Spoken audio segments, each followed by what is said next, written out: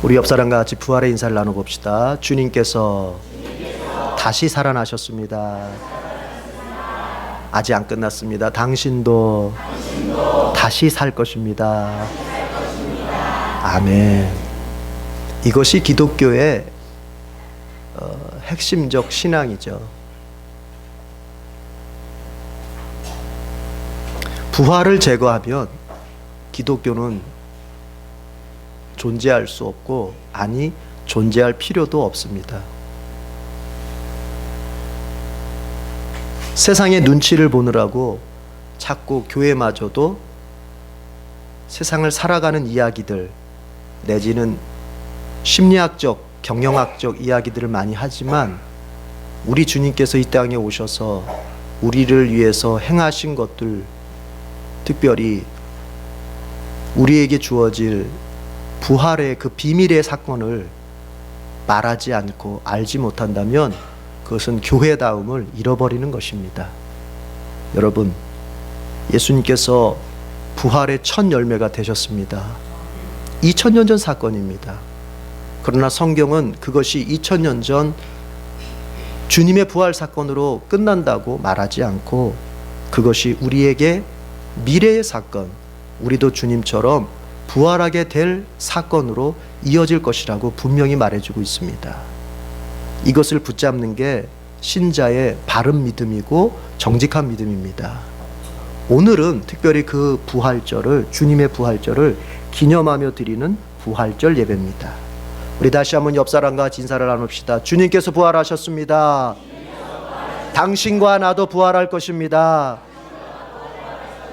아멘. 이것이 믿는 자의 소망입니다.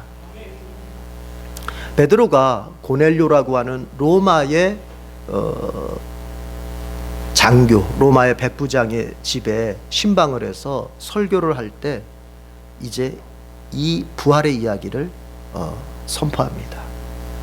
오늘 장면은 바로 베드로가 고넬료의 집을 방문해서 이제 예수님에 관해서 설교를 하는 그런 장면이라고 볼 수 있습니다. 근데 베드로는 이렇게 얘기를 먼저 합니다. 자기가 깨달은 것이 있는데 그것은 뭐냐면 하나님께서 사람을 외모로 판단하지 않는다는 것입니다. 여러분, 그 내용을 같이 읽어볼까요? 34절 35절을 같이 읽어보십시다. 34절 35절 시작. 베드로가 입을 열어 말하였다. 나는 참으로 하나님께서는 사람을 외모로 가리지 아니하시는 분이시고, 하나님을 두려워하며 의를 행하는 사람은 그가 어느 민족에 속하여 있든지 다 받아주신다는 것을 깨달았습니다. 이것이 지금의 우리에게는 이게 무슨 대단한 깨달음인가, 이것이 뭐 대단한 통찰인가라고 생각할지 모르겠지만, 당시 베드로의 입장에서 이것을 생각해 봐야 됩니다. 그렇죠?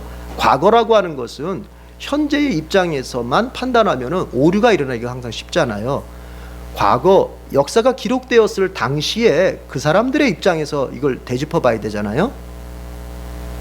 베드로는 유대인으로서 이방인과 교제할 수 없는 그런 율법을 가지고 있습니다.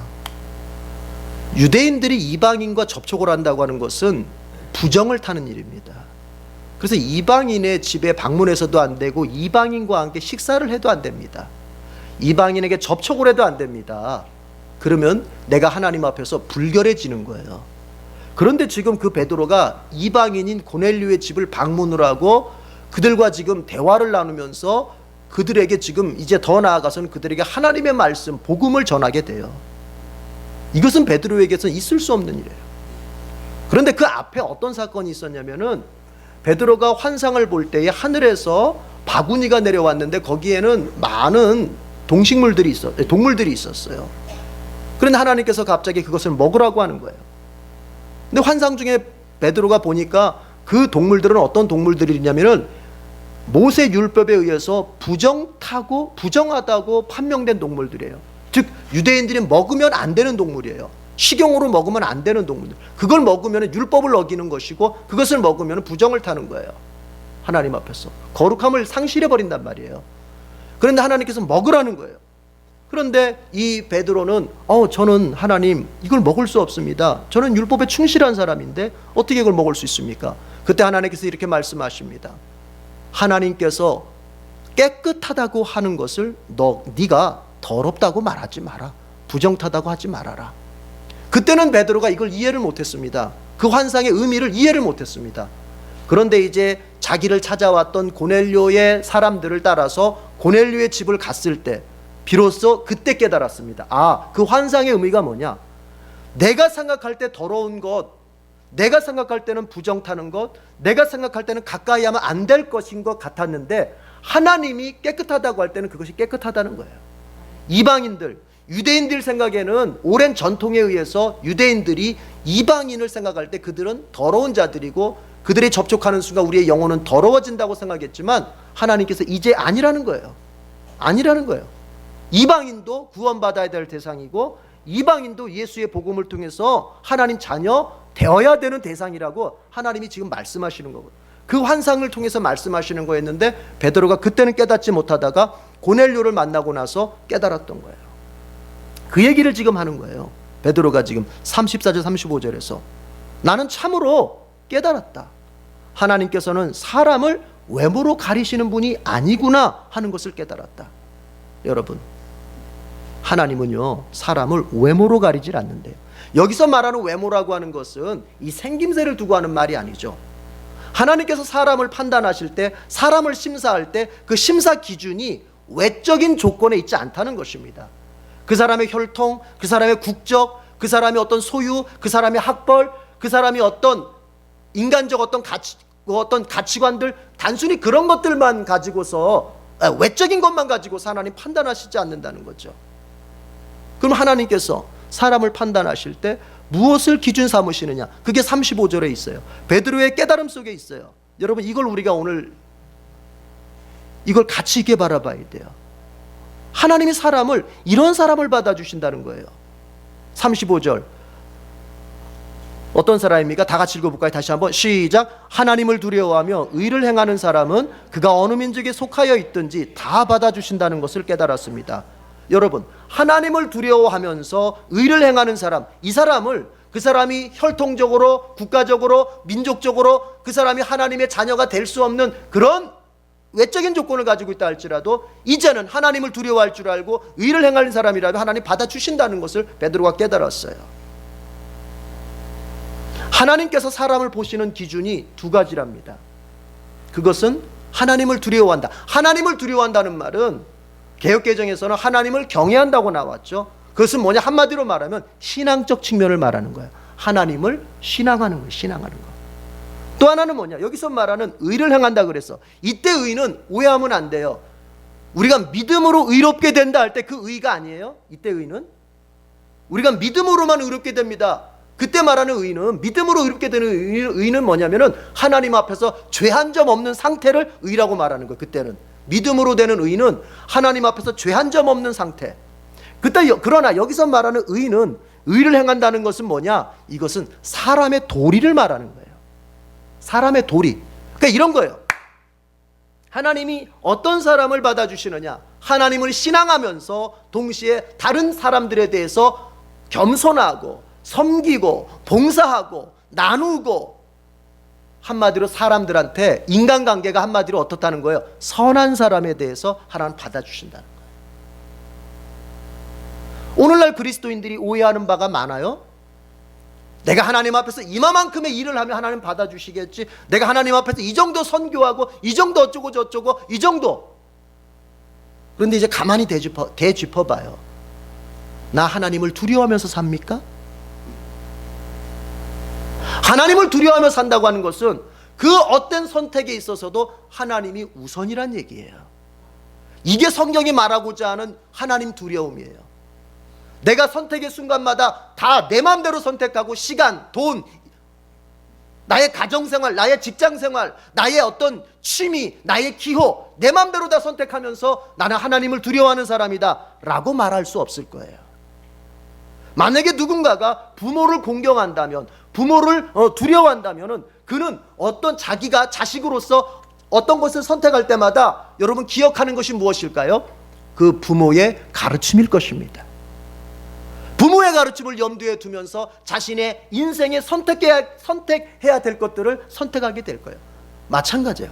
하나님을 두려워한다고 하는 것은 내 인생, 내 조건, 내 상황 속에서 내 것이니까 내 마음대로 선택한다가 아니라 하나님 뭐라고 말씀하셨지? 이런 순간에, 이런 상황에서, 이러한 감정 속에서, 이러한 나의 상태 속에서도 하나님은 나에게 무엇을 선택하라고 말씀하셨지? 하나님을 염두에 두는 거예요. 그게 하나님을 두려워하는 거예요. 그리고 그것이 곧 신앙이에요. 신앙 속에는 반드시 하나님에 대한 두려움이 가게 돼 있어요. 오늘날 오해스러운 게 뭐냐면 하나님을 친구처럼 대한다. 하나님과 나의 사랑에 대해서 많은 것들을 이야기하는데 그것이 오해스러운 게 뭐냐면 거기에서 하나님에 대한 두려움 없는 사랑이라면 그것은 참 사랑이 아니에요. 마치 그것은 자식이 부모를 친구처럼 대할 수 있어도 친구는 아니에요. 제가 제 큰아들한테 어느 날 버릇없게 행동을 해요. 제가 제 큰아들한테 따끔하게 한 얘기가 내가 네 친구냐? 친구한테 하던 버릇을 저한테 하더라고. 내가 네 친구냐? 저는 제 아들들에게 정말 친구처럼 대하려고 애를 씁니다. 친구처럼 아주 눈높이를 맞춰주며 살려고 애씁니다. 그러나 친구는 아니에요. 저는 제 자녀들에게 그렇게 대하더라도 자녀의 입장에서 저를 대할 때는 부모로서의 공경심을 잃으면 안 되는 거예요. 하나님은 우리에게 아주 낮은 몸으로 찾아오시고 낮은 몸으로 우리를 섬겨주십니다만 우리 입장에서는 어때야 돼요? 하나님을 두려워할 줄 알아야 돼요. 그게 신앙의 본질 속에 포함되어 있는 거예요. 그게 신앙이에요. 의를 행한다. 여러분, 사람들에게 착한 일을 하며 사는 게 사람의 도리예요. 한번 생각해 봅시다. 가정 안에서 먼저 생각해 봅시다. 자, 내 가족들이 나를 만났습니다. 하나님이 혈연으로 만나게 하셨습니다. 이제 한번 물어봅시다. 나로 인해서 내 가족들이 지금 행복해하고 있습니까? 나의 착한 삶을 통해서 나의 가족들이 얼마만큼의 혜택을 보고 있고 나의 착한 삶을 통해서 나의 가족들이 얼마만큼의 기쁨을 누리고 있습니까? 여러분, 기독교 신앙을 떠나서라도 사람은 다른 사람을 행복하게 만들어주는 게 사람된 도리예요. 오히려 저 사람이 나를 만나지 않았으면 더 행복해졌을 텐데 여러분, 죽음의 자리에서 그렇게 생각하고 인생을 마친다면 그것만큼 불쌍한 사람이 없는 거예요. 내가 내 인생을 되돌아봤을 때, 마지막 순간에 내 인생을 돌아봤을 때 내가 많은 것을 이루지는 못했지만 적어도 나와 관련된 사람들에게 기쁨을 주려고 애쓰긴 애썼다. 여러분, 이러면서 삶을 마쳐야 되지 않겠어요? 고넬료는 성경 앞쪽을 보니까 10장 앞쪽을 보면은 다른 사람들을 많이 구제하고 많이 섬겨주고 많이 퍼주었던 사람이었어요. 그래서 하나님께서 고넬료를 귀하게 보셨어요. 고넬료의 기도를 받아주셨고 신앙적 측면인 기도를 받아주셨고 그리고 인간적 측면인 구제를 받아주셨다고 성경 앞에서 말하고 있어요. 구제, 무조건 남에게 돈 준다라고만 생각하지 마시고요. 여러분, 나의 인생을 통해서 다른 사람의 인생을 부유하게 만들어주고 나의 헌신을 통해서 다른 사람의 인생 속에 행복을 줄 수 있고 나의 작은 섬김을 통해서 다른 사람의 인생 속에 풍성함을 줄 수 있는 여러분, 그런 인생으로 사는 것, 이것이 하나님께서 인간을 지으신 근본적 목적이었던 거예요. 그래서 아담이 홀로 있을 때 아하, 이것이 보기에 좋지 않다 하시며 돕는 자로서 하와를 세웠던 것은 서로 인간 대 인간으로서 어떻게 하라? 서로 도우며, 즉 뭡니까? 여기로 말하자면 의를 행하며 서로를 붙잡아주고 서로를 섬겨주고 서로에게 베풀어주면서 그렇게 살라고 하시면서 하와를 만들었던 거예요. 오늘날 기독교인들이 조심해야 될 것 중에 하나가 뭐냐? 여러분, 신앙이라고 하는 것이 이기적이면은 얼마든지 이기적일 수 있는 거예요. 예수를 빙자해서 우리가 얼마든지 이기적으로 살 수 있는 게 이게 신자예요, 사실은. 주님은 우리에게 신앙을 그렇게 가르쳐 주시지 않았습니다. 주님은 우리에게 신앙을 그렇게 보여주시지 않았습니다. 주님은 내가 죽어서 다른 사람을 살린다 했어요. 내가 죽어서 다른 사람을 세워준다 했어요. 내가 죽어서 다른 사람을 복되게 해준다. 그것이 주님이 우리에게 보여주셨던 그런 인간됨의, 인간 도리의 모습이셨어요. 여러분이 이제 그리스도인이 되었다면 우리도 이제 주님 따라가야 되잖아요. 어떤 면을 따라가시겠습니까? 자꾸 어떤 사람들은 주님의 어떤 능력적인 면, 사역적인 면, 그래서 뭐 능력이 넘쳐나고 신비한 걸 경험하고 뭐 신앙이 어떤 신비적인 측면을 따라, 그게 아니에요. 주님이 어떤 면을 따라가려고 예수를 믿으십니까? 주님께서, 여러분 여기도 한번 보실까요? 38절 한번 읽어보십시오. 38절 다 같이 시작. 하나님께서 나사렛 예수에게 성령과 능력을 부어주셨습니다. 이 예수는 두루 다니시면서 선한 일을 행하시고 마귀에게 억눌린 사람들을 모두 고쳐주셨습니다. 그것은 하나님께서 그와 함께 하셨기 때문입니다. 성경이 뭐라고 말합니까? 하나님께서 나사렛 예수에게 성령과 능력을 부어주셨는데, 여러분 그게 목적이 아니라는 거예요. 그 성령과 능력을 부어주셨어요. 신비를 일으켜 주셨어요, 하나님께서. 그러나 그것 가지고 예수님은 뭐하고 사셨어요? 이곳저곳 다니시면서 이웃들에게 선한 일을, 여기서 말하는 선한 일이라는 건 뭡니까? 우리가 복음서에서 봤잖아요. 귀신을 내쫓아주고, 병든 자를 고쳐주고, 가난한 자에게 먹을 걸 주고, 그리고 인생을 방황하는 자에게 그 가야 할 길을 보여주고, 한마디로 뭡니까? 다른 사람들에게 선을 베푸신 거예요. 다른 사람들에게 봉사하신 거예요. 다른 사람들의 삶에 기어이 행복을 나눠주신 거예요. 그리스도인은 바로 이 주님처럼 살아야 돼요. 남편이, 아내가, 부모가, 자식이, 그리고 기업의 사장님이, 기업의 그 노동자가 서로가 서로에게 행복을 줄 수 있는 관계, 그것이 바로 의를 행하는 거예요. 하나님은 우리가 얼마나 배웠고 얼마나 가졌고 얼마나 높은 자리에 올라갔고 얼마나 많은 것들을 획득했느냐, 인생 가운데에서 그걸 보시는 분이 아닙니다. 오늘 분명히 베드로가 말합니다. 하나님을 얼마나 두려워하면서 사느냐, 그리고 이웃들에게 얼마나 착한 일, 얼마나 의를 행하며 사느냐. 너의 인생을 소비할 때 그 너의 인생의 소비가 자동차에서 매연가스 나오듯이, 네가 인생을 살아가면 살아갈수록 네가 내뿜는 매연가스 때문에 주변의 사람들이 고통받는 것이 아니라, 네가 살아가면 살아갈수록 너의 인생의 뚜껑을 열면 열수록 너로부터 나오는 그 향기 때문에 다른 사람들의 인생도 향기로 행복해지는 그런 인생을 살아야 되지 않겠느냐. 주님은 바로 그렇게 살고 있는지 살고 있지 않는지만 보신다는 거예요. 우리가 인생을 어떻게 살아야 할지 가르쳐주는 대목이에요. 자, 베드로가 그렇게 먼저 얘기했어요.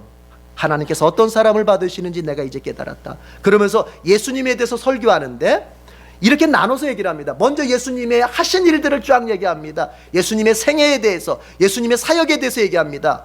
그분은 이 땅에 평화의 복음을 들고 오셨다. 그리고 그분은 이곳저곳을 다니시며 사람들에게 선한 일을 행하셨다. 그리고 그분은 결국 사람들에 의해서 나무에 십자가에 매달려 죽게 되었다. 그러나 하나님께서 그를 다시 살려내셨다, 부활시키셨다, 이렇게 말합니다. 예수님이 겪은 일, 예수님이 행한 일, 예수님의 생애 속에서 일어난 일을 먼저 쭉 말합니다. 그런데 그게 다가 아니에요. 베드로는 뒤에서 이것을 이야기합니다. 예수님이 그렇게 겪으시고 행하셨던 모든 일의 근본적 목적이 무엇이냐, 그 의미가 무엇이냐. 여러분, 우린 잘 알잖아요. 예수님 어떻게 사셨는지 복음서 통해서 잘 알잖아요. 그러나 오늘 여러분, 그 예수님이 겪으시고 행하셨던 일을 통해서 하나님이 우리에게 주시고자 하시는 게 있습니다. 그게 바로 43절입니다. 43절 다 같이 읽어봅시다. 43절 시작.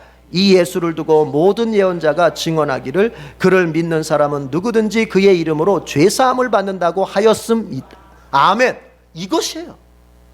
예수님께서 이 땅에 평화의 복음을 들고 오신 이유가 뭡니까? 여기 성경 보니까 36절에 보면은 하나님께서는 이스라엘 자손에게 말씀을 보내셨는데 곧 예수 그리스도를 통하여 평화를 전하셨습니다. 따라합시다. 평화를 전하셨습니다. 여기서 평화라는 건 어떤 거냐면요, 하나님과 우리 사이에 원수된 관계를 화평한 관계, 평화의 관계로 바꾸는 걸 말하는 거예요. 그러니까 이런 겁니다. 자, 하나님과 우리가 원수 관계잖아요. 성경이 그걸 얘기하잖아요, 분명히.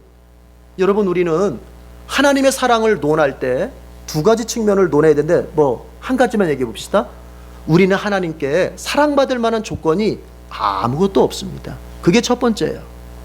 우린 사랑받기 위해 태어났다라고 말하기 쉬운데 성경은 분명히 말하기를 우리는 그 전에 예수님에 의해서 우리가 구원받기 전에는 하나님 앞에 사랑받을 만한 조건이 아무것도 없는 존재들이에요. 거기서부터 시작하는 거예요. 그래서 바울은 그것을 갖다가 하나님과 우리의 관계를 진노의 관계, 저주의 관계, 원수된 관계라고 얘기를 하는 거예요. 원수된 관계. 그런데 그런 관계 속에서 하나님께서 우리에게 먼저 평화의 악수의 손을 내미신 거예요. 뭐냐? 예수님을 보내주신 거예요. 그것이 뭐냐? 바로 우리에게 먼저 이제 너와 나 사이에 화평해지자, 너와 나 사이에 화해하자, 원수된 관계를 이제 화해하자 하시면서 예수님을 이 땅에 보내셨다는 얘기가 36절의 의미예요. 여러분, 하나님께서는 우리가 하나님과 화해된 자로서 살기를 원하십니다. 하나님은 우리가 화해된 자로 살기를 원하세요.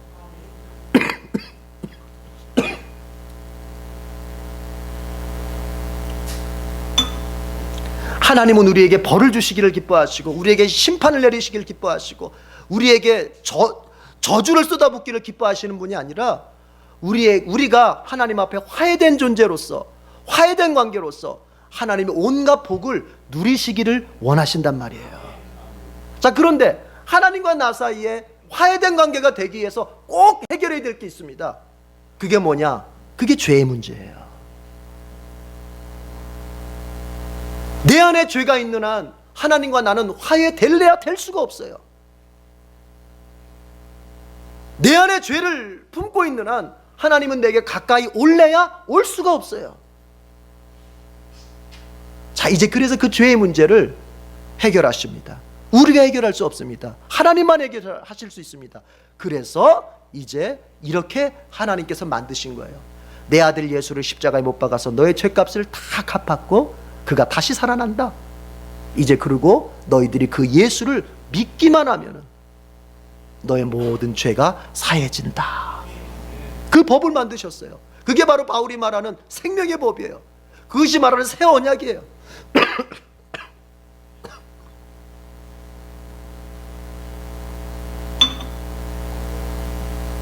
그런 예수님께서 이 땅에 오셔서 사역을 행하시고 죽으시고 부활하신 것의 최종적 목적은 어디 있느냐?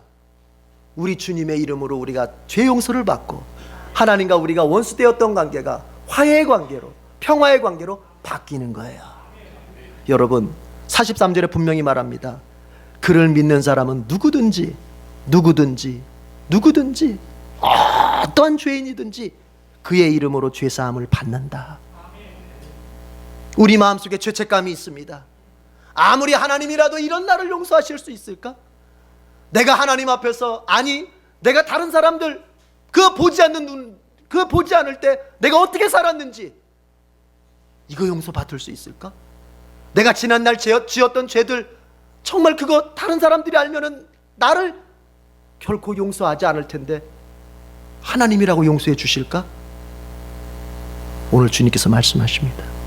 이 예수를 두고 모든 예언자가 증언하기를 예수를 믿는 사람은 누구든지 예수의 이름으로 죄사함을 받는다.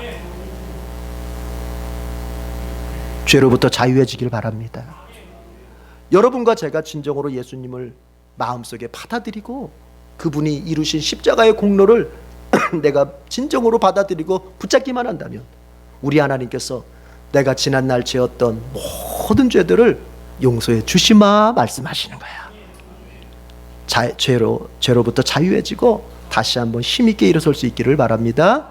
한 가지 짧게 말하고 마칩니다. 여러분, 주님이 부활하셨습니다. 사람들은 나무에 매달아 죽였지만 성경 보니까 하나님께서는 그를 사흘 만에 살리셨다고 말하고 있습니다.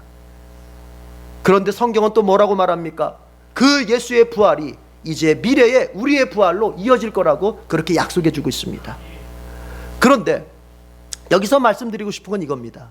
그 미래의 부활을 바라보는 사람은, 그 미래의 부활을 믿고 소망하는 사람은 현재의 자신의 인생 속에 부활의 신앙을 적용하며 살게 됩니다. 즉 부활 사건이라고 하는 것에 미래성이 있다면 부활 사건에 현재성도 있는 거예요. 그 현재성은 무엇입니까? 이제 주님께서 십자가에서 죽을 때는 절망이고 끝이고 모든 것이 완전히 망한 것처럼 보였지만 우리 하나님께서 그 예수님을 기억하셔서 사흘째 되는 날에 일으키셨을 때는 예수님이 다시 살아난 것처럼 우리의 인생이라고 하는 것이 사람들 보기에는 망한 것 같고, 사람들 보기에는 끝난 것 같고, 사람들 보기에는 그 어디에도 희망이라고 하는 것이 안 보일 때, 그러나 우리 하나님께서만 기억해 주시고, 우리 하나님께서만 우리의 인생 속에 다시 한번 개입해 주시고 관심 가져 주시고 능력 주신다면은 우리가 다시 일어설 수 있다는 얘기입니다. 이 부활신앙으로 어떤 절망이 와도 우리 에덴교회 성도들 포기하지 말고, 어떤 죽음과 같은 골짜기를 지나간다 할지라도 절대로 좌절하여 주저앉지 말고, 부활의 신앙, 주님께서 다시 일으키신다고 하는 부활의 신앙으로 다 극복해내고 이겨낼 수 있기를 축복합니다. 기도하겠습니다. 하나님 아버지, 우리 주님께서 사람들에 의해서 생의 마지막을 십자가에서 맞이하였지만 그것이 끝이 아니고 하나님께서 그를 사흘 만에 다시 일으키신 사건, 그 부활의 사건을 우리는 2000년 전만의 사건으로 여기지 않고 바로 오늘 우리의 인생 자리에서 그대로 재현되는 사건임을 믿습니다. 우리 성도들에게 믿음 주셔서 정말 미래에 일어날 부활의 사건을 바라볼 뿐만이 아니라 또한 오늘 나의 현실 속에서도 부활의 역사를 이루시는 주님을 꼭 바라보면서 다 감당해낼 수 있는 그런 인생들 되게 해 주옵소서. 예수님의 이름으로 기도드립니다. 아멘.